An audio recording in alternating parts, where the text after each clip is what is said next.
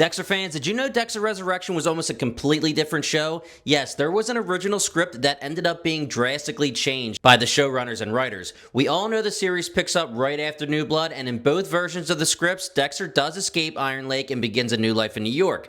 But his entire life in New York was originally written to look nothing like the version we got. Before I explain, let's rewind quickly to what actually happened in Resurrection's premiere. Dexter wakes up from a 10-week coma, he escapes the clinic, goes searching for Harrison, and ends up running into Blessing, a very friendly rideshare driver who basically adopts Dexter and lets him stay in his basement. But in the original script, Dexter lived in a totally different spot in New York, and it's actually pretty crazy how different this is. Showrunner Clyde Phillips recently revealed in a new interview that the original plan was for Dexter to live in a luxury glass apartment sky high over Manhattan, full skyscraper views, sleek, modern, completely isolated. They had the entire season mapped out around that idea. Phillips also confirmed Dexter was originally written to be the manager of that luxury building. Executive producer Scott Reynolds said Blessing still existed in the original version of the script, but he and Dexter barely crossed paths and Blessing had a different storyline. But then they got one phone call. Showtime's entertainment president suggested merging Dexter's story with Blessing's, and instead of a fancy penthouse,